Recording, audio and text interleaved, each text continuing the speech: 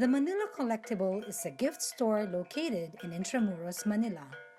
But there's so much more to it than a regular store. Armed with a bachelor's degree in anthropology and marketing from San Francisco State University, Charisse Aquino Tugade established the Manila Collectible in 2013 as a platform to promote the intangible culture of indigenous people in the Philippines. Charisse was born in the Philippines and immigrated to San Francisco at the age of 9. I grew up in an all-white neighborhood, Walnut Creek, California. People were always like, oh, you're not very Filipino. Like, how come you're not like this? Why don't you listen to hip-hop? Why are you not? You know, people were just always so judgmental of me because I was always so different. And I was like, no, I'm Filipino. Like, well, how can you say that I'm not Filipino, right? I'm not doing like this Polynesian dancing or whatever. Yeah, so, you know, you study all about these different people, and I've always visited the Philippines. I was really interested in our indigenous culture. So when I went to school in San Francisco State, and I took up anthropology, and then I had met this lady. Okay, this lady has impacted my life like incredibly. Her name is Alleluia Panis. Alleluia Panis is an artist based in San Francisco. She is the artistic and executive director of Cool Arts, an organization that promotes the understanding of American Filipino culture by presenting contemporary and tribal Filipino arts in the United States. Alleluia was recently honored with the first ever Artistic Legacy Grant by the San Francisco Arts Commission. As part of its programs, Cool Arts holds tribal tours in the Philippines. 2004, she said, okay, we're having this tour, it's a tribal tour, we're gonna go to Mindanao. And of course, when you hear Mindanao, there's such a stigma, like, oh, Mindanao, there's all these terrorists and they're crazy and you might get kidnapped and all of that. So I was like, okay, I'm a sign up, right? So I signed up, and then I told my mom, you know, I'm going to Mindanao, but I didn't really tell her where. We learned about Maranao culture, and it just gave me a deeper appreciation of what we have, because they have languages, and like for the Darangen. Darangen is an epic story.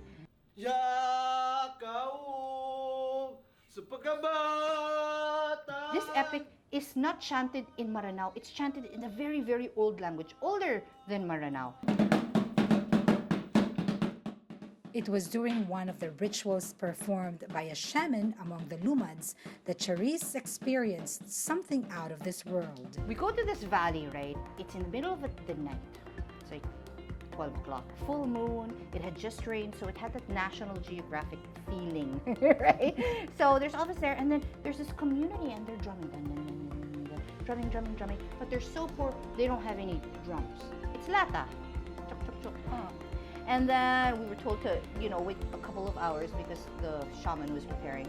So 2 hours later, like 2 in the morning, they had called us back and like, okay, so we will start. Charisse and a group of 10 fresh Philan graduates were treated to a Darangen, one of the lengthiest Philippine epics that can be chanted for days. But while visiting Lumads in Compostela Valley, Charisse received something more special.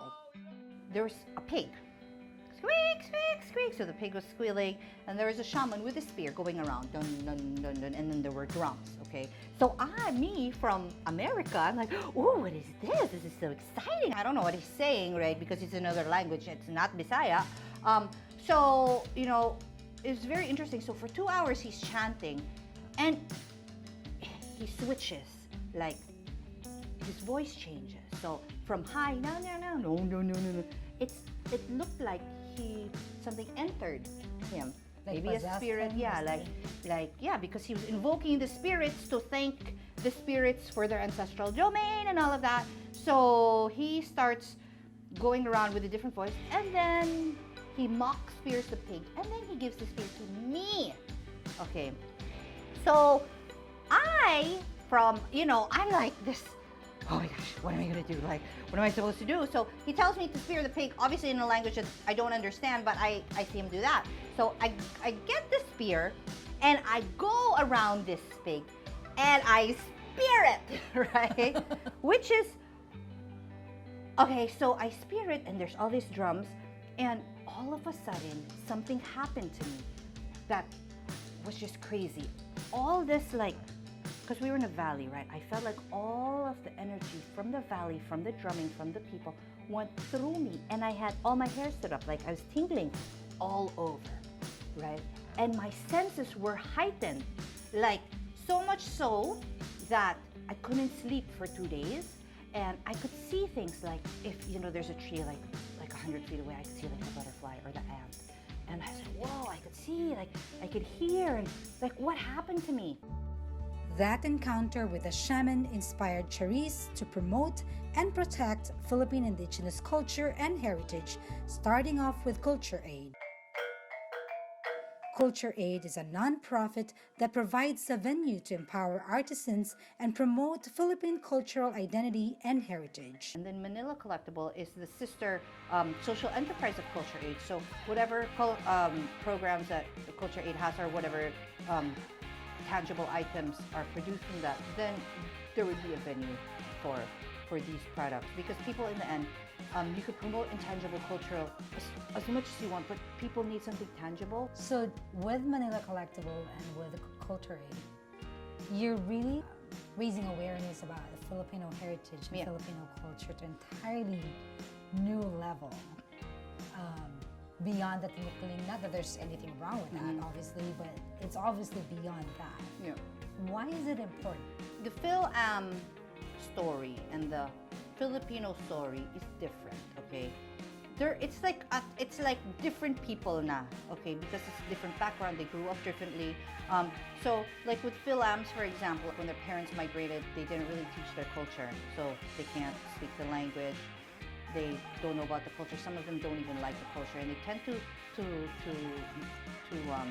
like patronize other cultures that are unlike their own, and which they shouldn't, because our culture is so rich, and they don't know how rich it is, right? So it's important to know where you're from in order to move on, right? Or else you'll just be like another colonized people that you don't have anything, right? But I think slowly now, like there's a resurgence, especially here within, like in the Philippines, people are creating, and they're creating more of indigenous, because they realize cool to make something out of rattan or bamboo or abaca, and it's cool to have something hand woven. So now it's starting to, right? And you get all these like nationalists that are really like like the head of government, and they're really about Pinoy, us first. Charisse considers herself fortunate to have family who supports her in pursuing her passion, but putting up a social enterprise such as the Manila Collectible and running an NGO such as Culture Aid does not come without challenges. But doing business here, it's like you really have to kind of be friends with like the people that you do business with. There were times when I've actually gotten like into trouble with the client, because like some of my items, like, okay, we need a specific 24 inches tinalak, right? Tinalak is made with a backstrap loom, right? So sometimes they won't send 24 inches, they'll send 23, or they'll send 23 and a half. And so I have to tell the client that, but one time I didn't, and I super got in trouble for it. But yeah, so you learn along the way, and you adjust. Because you have to adjust to the culture, and then you can teach people how to be more professional. Some people would have given up, and you did not. What sustained you? My goal, my vision is kind of more on the long term. I don't see it from day to day. I don't even see it from like year to year. I see it like in the next 30 years, okay, this is what will happen. If you have that long-term kind of goal, then whatever happens in between is just puddles.